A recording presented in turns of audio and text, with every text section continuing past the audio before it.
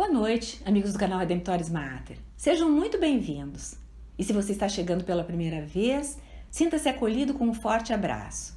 Ficamos muito contentes em estarmos juntos com vocês. Convidamos a conhecer as playlists do nosso canal, pois todas as postagens são feitas com muito carinho para vocês. Não esqueçam de se inscrever e de colocar o seu joinha.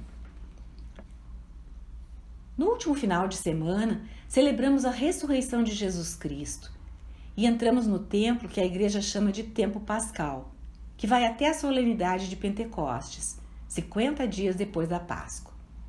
Nas leituras que a igreja nos propõe nesse tempo do ano litúrgico, ela quer que ouçamos a voz dos primeiros apóstolos que pregaram a boa nova depois da ressurreição do Senhor, principalmente Pedro, Tiago e João, as colunas ou pilares da igreja iniciante de Jerusalém.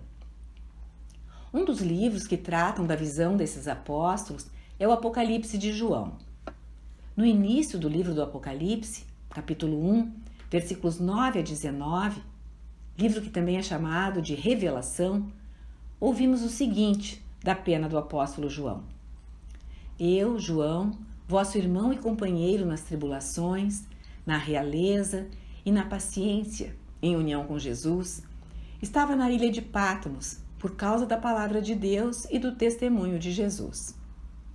Num domingo, fui arrebatado em êxtase e ouvi, por trás de mim, voz forte como de trombeta, que dizia: O que vês, escreve-o num livro e manda-o às 7 igrejas, a Éfeso, a Esmirna, a Pérgamo, a Tiatira, a Sardes, a Filadélfia e a Laodiceia. Voltei-me para saber que voz falava comigo.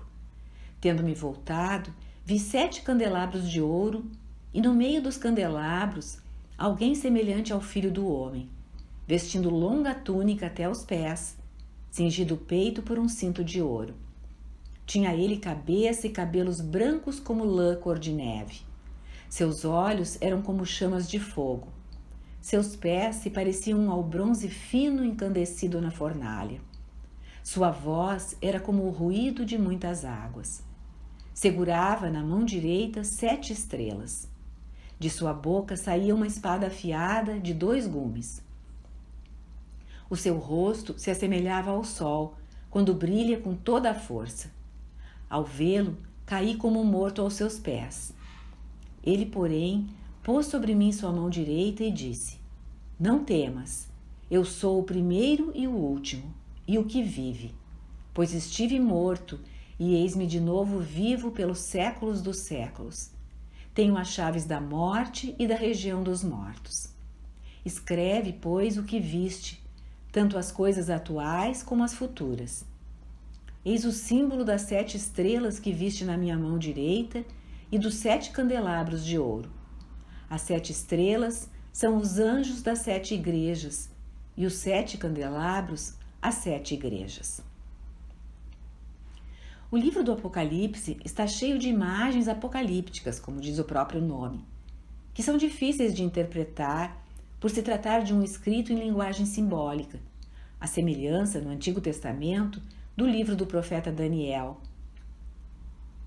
Vamos a algumas pistas sobre como ler a passagem que acabamos de ouvir, e também o próprio livro como um todo. Em primeiro lugar, esse trecho nos dá o cenário do livro do Apocalipse. João fora preso por sua identidade como apóstolo e a confissão da fé cristã, o testemunho sobre Jesus, e levado para a ilha de Patmos, lugar de uma prisão famosa do primeiro século. No domingo, dia do Senhor, ele conta que ouviu uma voz que lhe falava, numa visão celeste, e foi arrebatado no espírito. Este é um dos relatos mais antigos que temos de que os cristãos se referiam ao domingo como o dia do Senhor. Essa voz vem de trás dele e soa alto como uma trombeta, mandando-o escrever o que ele vai ver num pergaminho e enviar para as 7 igrejas, que são Éfeso, Esmirna, Pérgamo, Tiatira, Sardes, Filadélfia e Laodiceia. São 7 igrejas da Ásia Menor, que estavam no território geográfico da Turquia moderna. João fora para a Ásia Menor e morava em Éfeso, como conta o historiador Eusébio. Era o líder das igrejas daquele território, de modo assemelhado a como Mateus fora para a Síria e Pedro para Antioquia e Roma. Ouvindo aquela voz, João se volta para ver quem lhe fala e tem essa visão. A imagem de Cristo que ele descreve é um tanto quanto estranha, mas não deve ser interpretada literalmente. Ele vê as coisas com imagens simbólicas, que representam outras realidades. Portanto, o que ele descreve é símbolo de outras coisas. Diz João: vi 7 candelabros. Para um israelita daquela época, logo viria à mente a menorá, que ficava no templo, conforme narra o livro do Êxodo, capítulo 25, construída pelos hebreus por ordem de Deus. Era o castiçal que iluminava o interior do lugar do santo no antigo tabernáculo de Moisés e depois no templo de Salomão. Ao dizer que viu a menorá, João queria indicar que estava no templo, único lugar para o qual era reservada a menorá de 7 braços. Em outros lugares se viam menorás, mas de 8 braços. A explicação do que Cristo fala está no versículo 20. As 7 estrelas vistas por João na mão direita de Cristo são os anjos daquelas 7 igrejas, e as lâmpadas de ouro são as 7 igrejas. Jesus mesmo confirma que a linguagem do Apocalipse é simbólica, que João está vendo um mistério, portanto, não se tratando de imaginação posterior. É um sinal visível que aponta para o invisível.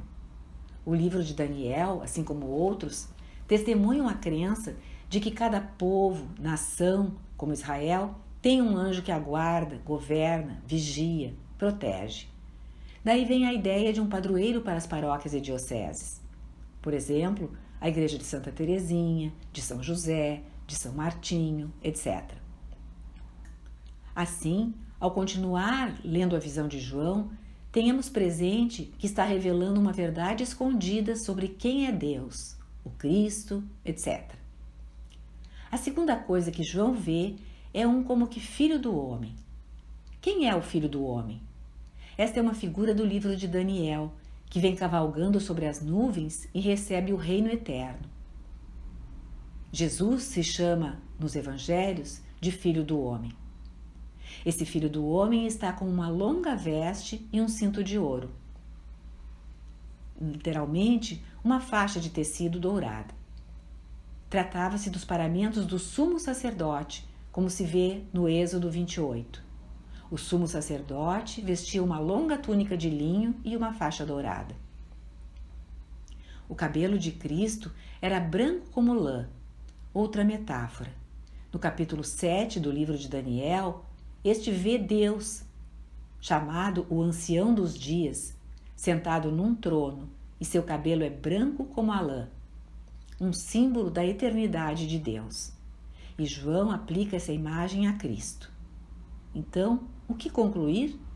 Jesus é o Filho do Homem ou o Ancião dos Dias? João caiu como morto, segundo suas próprias palavras, aos pés de Cristo, cujos olhos eram como uma chama de fogo, os pés como bronze polido, refinado como na fornalha, e sua voz era como o som de muitas águas. De sua boca saía uma espada afiada de 2 gumes, e seu rosto era como o sol brilhando com força total. Todos esses símbolos têm uma chave de leitura, normalmente no Antigo Testamento. Querem dizer que Cristo é o sumo sacerdote, é Deus, o ancião dos dias, e não só homem. Isaías fala que o ungido, o Messias, destruirá os maus com o sopro de sua boca. A própria palavra é uma arma para o Messias, a palavra de Deus. Como as 7 estrelas em sua mão, Jesus explica que são os anjos, João diz que Cristo tem autoridade sobre os anjos das 7 igrejas para quem escreve. Tudo isso causa em João o efeito de cair aos pés de Jesus como um morto, o que é uma diferença bem grande entre a atitude de João quando Jesus vivia na terra, em cujo coração reclinava a cabeça, e esta, quando o vê glorioso e cheio de poder. fica dominado, subjugado pela glória e pela visão. No entanto, Jesus coloca a mão sobre o seu ombro e diz: Não temas, eu sou o primeiro e o último, o vivente. Morri e eis que estou vivo para sempre, e tenho as chaves da morte e do Hades. E isso por causa de sua vitória na paixão, morte e ressurreição. Ter essas chaves significa que venceu a morte, e agora não é só o Senhor do céu e da terra, mas de todo o cosmos e do reino dos mortos. Assim essa passagem foi interpretada na tradição. Por exemplo, São Beda, o Venerável, que viveu no século VIII, na Inglaterra, escreveu um comentário sobre o livro da Revelação, um dos primeiros que temos. E diz: João não está tendo uma visão do Messias crucificado e ressuscitado, mas daquele que subiu aos céus e agora reina no céu como Senhor de todas as coisas, e que revela a João ser o mesmo que fez os céus.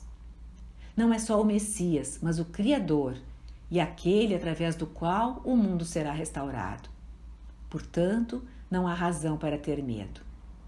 É nesse Cristo que creem os cristãos, que nós cremos e a quem amamos e queremos servir.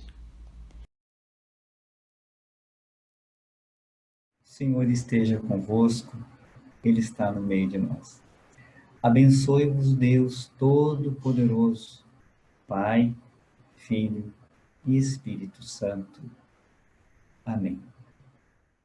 Obrigada por ter acompanhado esta postagem. Se você gostou, clique seu like, inscreva-se no canal e acione o sininho para ser notificado de outras publicações.